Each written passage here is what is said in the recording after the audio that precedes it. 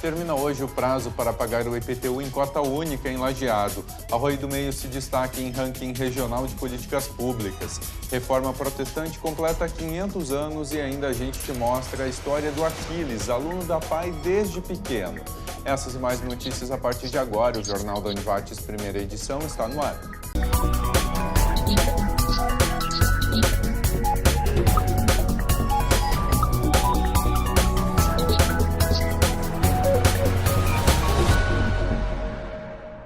Olá, boa tarde.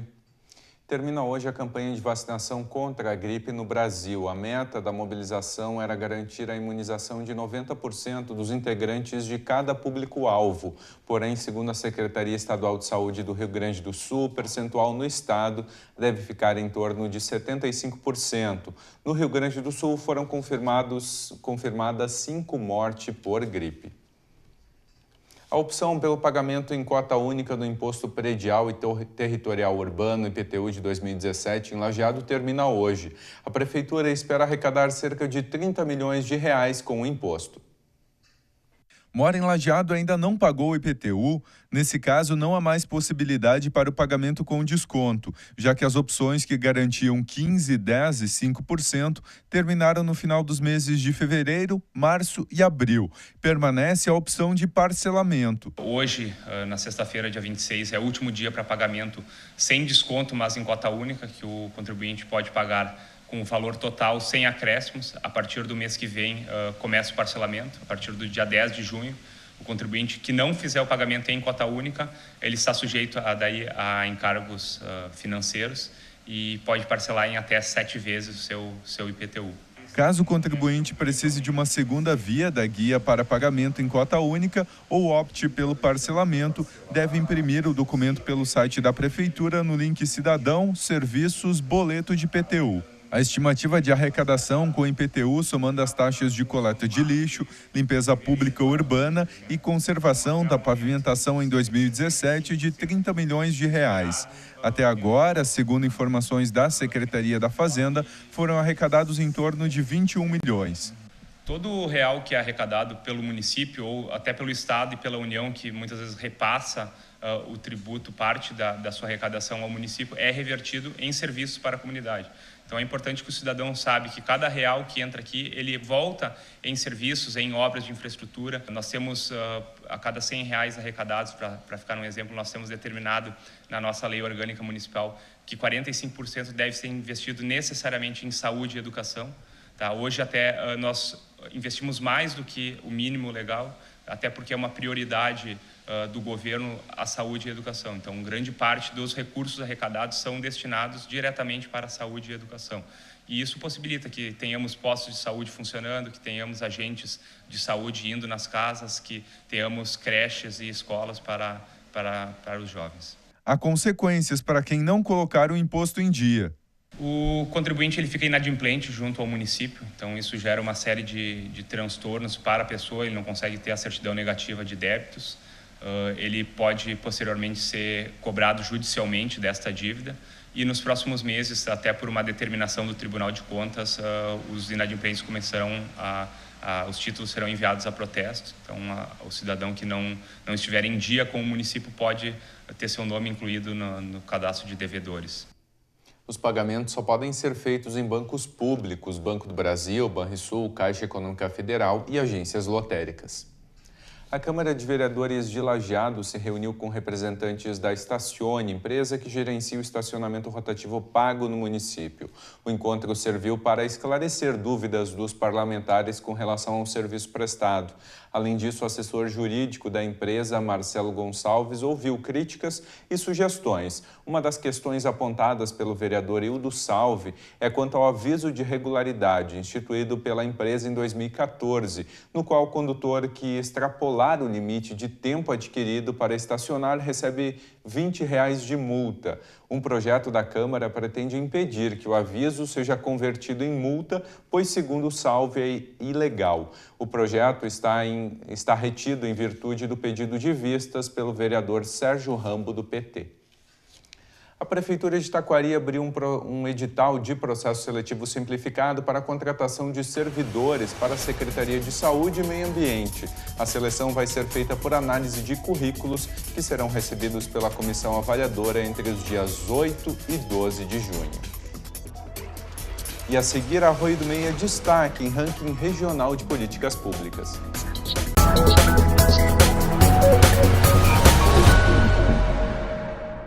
O calendário para pagamento do IPVA 2017 terminou no início do mês. Na região, a inadimplência chega a quase 10%.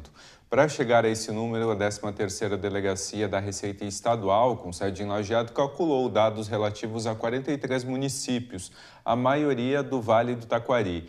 Taquari é a cidade com o menor percentual de pagamentos no Vale, com 78% de motoristas em dia.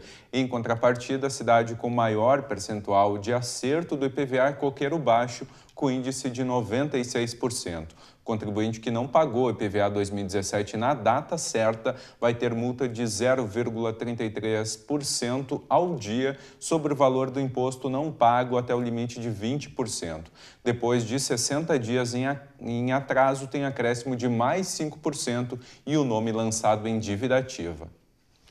A central de triagem de lixo do aterro sanitário de Lajeado permanece interditada. No dia 19 de abril, o Ministério do Trabalho decidiu pela interdição do local, que serve para reciclar e separar o lixo produzido pelo município. Na ocasião, foi entregue um relatório que solicita à Prefeitura diversas melhorias na central, dentre elas reforma da parte elétrica, escadaria, acesso às esteiras, além da utilização de equipamentos de proteção individual, os EPIs, por parte dos trabalhadores. Uma empresa particular, em débito com a administração municipal, vai arcar com as despesas das reformas em troca da anistia de uma dívida com a Prefeitura. O novo prazo para adequação da central de triagem é de 30 dias.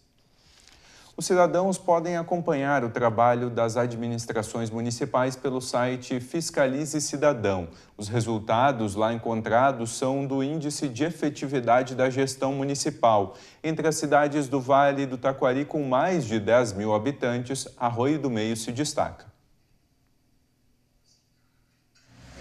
Acompanhar o desenvolvimento do município e fiscalizar o trabalho da administração. No site, o cidadão acompanha a gestão de 7 áreas de atuação da cidade em que mora. No Vale do Taquari, Arroio do Meio ficou no ranking de maior efetividade. Os dados são da gestão de 2016. Isso foi fruto de um trabalho aí onde os dados são ainda de 2016, onde o prefeito de Arroio do Meio era o senhor Sidney Eckert, vice-prefeito Áureo. Mas é uma conquista que nós entendemos, como estávamos junto também nessa administração, de toda a equipe de colaboradores, de funcionários. O Arroio do Meio conseguiu manter-se nos programas implantados, nos programas oferecidos, tanto na área da assistência social, na saúde, na educação, defesa civil, meio ambiente e na tecnologia de informação. Então, essas 60 questões chegaram ao município, onde o município informou os dados, que foram comparados aos arquivos e os dados que o Tribunal de Contas já tem em seu espaço, em função até dos dados serem abastecidos praticamente mensalmente ao tribunal, e isso fez com que Arroio do Meio atingisse, então, um nível de efetividade muito bom. E agora o nosso desafio é manter os programas, manter essa organização, manter a eficiência no atendimento à comunidade, que é o ponto principal, porque essa pesquisa vem ao encontro do bom atendimento à comunidade. Isso depende de organização, gestão eficiente e também de um planejamento financeiro do município para que ele possa manter os programas que estão dispostos à sua comunidade. As áreas são avaliadas em 5 conceitos: altamente efetivo, muito efetivo, efetivo, em fase de adequação e baixo nível de adequação. As áreas de educação e saúde são as de maior destaque para Arroio do Meio. O município tem muito compromisso, tanto que grande parte do seu orçamento, mais de 30% do orçamento do município, é estruturado para a educação, para dar conta de tantos programas que o município aderiu. Um deles é a questão do atendimento integral nas escolas. Então, nós temos o programa Mais Educação, que vem para atender essa demanda do tempo integral, mas também o grande desafio de inserir as crianças de 4 anos nas escolas municipais. Então, o município se estruturou logo de início, já na gestão 2009, 2010, para que, de forma gradativa, essas crianças fossem inseridas nas escolas, fossem atendidas com salas adequadas, professores formados, professores organizados para essa nova demanda que a escola municipal ainda não atendia, pensando tanto na questão do recurso humano, mas também recurso financeiro, para que essas demandas sempre sejam atendidas dentro de programas que vêm para qualificar todo atendimento ao cidadão. 56,34% dos municípios do estado contam com o índice efetivo em todas as áreas avaliadas. A nova gestão busca dar continuidade aos índices alcançados. Reorganização de ajustes de algumas estruturas, a modernização de alguns procedimentos e, a partir disso, esperamos aí que a gente consiga também avançar cada dia mais nessas questões que vêm ao encontro do bom atendimento da comunidade de Arroio do Meio. Agora a previsão do tempo. Uma frente fria segue influenciando as condições do tempo na região. Por isso, nas próximas horas, a nebulosidade continua predominando e podem ocorrer pancadas de chuva a qualquer momento. Mesmo assim, eventuais intervalos de melhoria não são afastados. Amanhã, um sistema de baixa pressão mantém o tempo chuvoso aqui na região.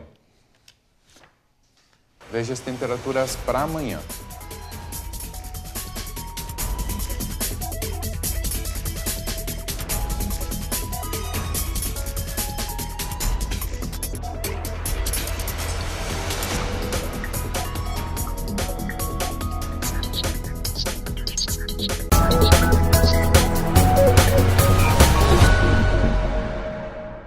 Em outubro, a Reforma Luterana completa 500 anos. Mais detalhes com o repórter Thiago Wittelder. No dia 31 de outubro, completam os 500 anos da Reforma Luterana. Por isso, a gente conversa agora com o pastor e professor de teologia, Walter Altmann. Pastor, muito bom te receber no Jornal da Univates. Começo te perguntando, o que basicamente é a Reforma Luterana? A Reforma Luterana foi um movimento no interior da igreja que procurou superar várias situações de abusos que havia na prática da igreja da época e encontrou como apoio bíblico a mensagem de que Deus nos dá de presente, por sua graça, a salvação. E que, portanto, não precisamos gastar dinheiro para essa finalidade. Se quisermos gastar dinheiro, seria para beneficiar o próximo. E essa mensagem, na época, causou uma grande mudança no estilo da igreja se organizar e também causou que as pessoas que estavam muito angustiadas com o que aconteceria com elas depois da morte pudessem encontrar um grande consolo nas suas vidas. Então, nós lembramos hoje, 500 anos depois, esse evento com gratidão, porque somos herdeiros desse movimento. E, ao mesmo tempo, recordando esse evento, queremos nos recomprometer com o futuro. A gente sabe que o país, o Estado e aí por diante, vários segmentos da sociedade passam por um momento de dificuldade. O quanto é importante relembrar a história, relembrar daqui a pouco os 500 anos da Reforma de Lutero? Certamente, o relembrar da história, nós aprendemos dos erros do passado, dos acertos do passado. Nós não começamos as coisas do zero. Mas, ao mesmo tempo, não se trata simplesmente de uma recordação, mas se trata de fato, transferir aquela mensagem a seu modo para dentro de uma nova realidade. 500 anos é muita diferença do modo de viver, de organizar a sociedade, em bem outras terras, outros tempos. Então, a transposição deve ser sempre junto com um espírito de criatividade, em que nos perguntamos o que a nossa sociedade precisa hoje e como podemos participar nos esforços para criar uma sociedade que seja mais justa, mais fraterna, e que possa superar, então, as mazelas que, infelizmente, graçam no nosso país hoje em dia. Várias atividades vão acontecer durante esse ano, pensando na igreja e por diante, né? O que basicamente foi abordado ontem na palestra que aconteceu aqui em Lajeado e que foi, na verdade, comandada por ti, né? Sim, eu expus, à base de também uma projeção de gravuras e de textos de Lutero, os pontos centrais da doutrina dele e também de episódios da vida dele, para que houvesse um entendimento de como naquela época se deu o impacto da reforma, que foi muito grande entre a população, e houve uma transformação radical também do mundo que vinha da Idade Média e estava passando para a Idade Moderna. E, ao mesmo tempo, também sempre perguntava o que isso pode significar para os dias de hoje. Tivemos uma boa assistência, eu fiquei muito contente, até mesmo também por uma razão pessoal, porque eu me criei aqui em Lajeado e então tinha esse sentimento de recordação, encontrando até amizades da infância e da adolescência aqui ontem à noite. Ok, obrigado, pastor. Muito bom receber o senhor no Jornal da Univates. Eu que agradeço, uma alegria poder saudar todos os telespectadores do Jornal Univates, uma universidade que naquele tempo não tinha, o Colégio Alberto Torres estava se desenvolvendo, meu pai era diretor, e é uma alegria ver uma cidade pujante e que também no sentido da educação tenha se desenvolvido tanto. Ok, então conversamos com Walter Altman, ele que é pastor e também professor de teologia, sobre a reforma dos 500 anos de Lutero. Voltamos agora para a primeira edição do Jornal do Univates, nas imagens de Vinícius Huber, eu, Thiago Wittelder. Obrigado, Thiago. A medida provisória 763 de 2016 foi aprovada ontem pelo Senado Federal. Agora é permitido, não mais como medida provisória, mas sim como lei, o saque dos recursos das contas inativas do Fundo de Garantia do Tempo de Serviço, FGTS, sem a carência de 3 anos. Não será necessária a sanção do presidente da República, Michel Temer, pois o texto foi aprovado sem modificações. Vão ser beneficiados os trabalhadores que pediram demissão até 31 de dezembro de 2015 ou que não tenham conseguido sacar os recursos no caso de demissão por justa causa. Até o momento já foram liberados recursos de nascidos de janeiro a agosto. A Caixa Econômica Federal informou já ter pago em balanço da semana passada 24 bilhões de reais aos beneficiários. O valor equivale a 84% do previsto. A Petrobras anunciou que decidiu reduzir o preço médio nas refinarias em 5,4% para a gasolina e em 13,5% para o diesel. A decisão foi guiada por um aumento significativo nas importações no último mês, o que obrigou ajustes de competitividade da Petrobras no mercado interno, informou a estatal em comunicado. Em abril, a petroleira tinha elevado o preço da gasolina em 2,2% na média e do diesel em 4,3% nas refinarias, citando a elevação dos preços dos derivados nos mercados internacionais. E a seguir a gente te mostra a história do Aquiles, que é aluno da PAI desde pequeno.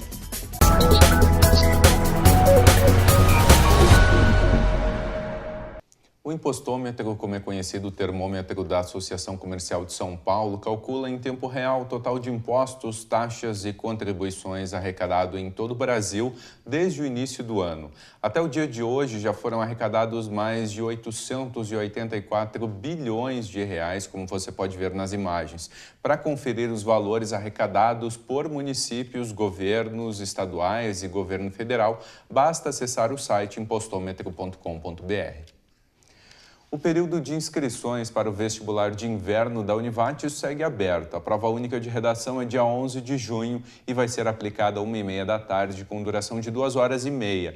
As inscrições podem ser feitas até 5 de junho pelo site univates.br/vestibular ou no atendimento Univates, sala 310 do prédio 9. Como a prova de seleção é composta por redação, o candidato pode optar por concorrer com a nota do Enem de 2016, 2015, 2014 ou ainda 2013. A Associação de Pais e Amigos dos Excepcionais de Lajeado já ajudou várias famílias da cidade. Por isso, hoje o Jornal da Univates vai te contar a história do Aquiles, um dos usuários mais antigos da PAI.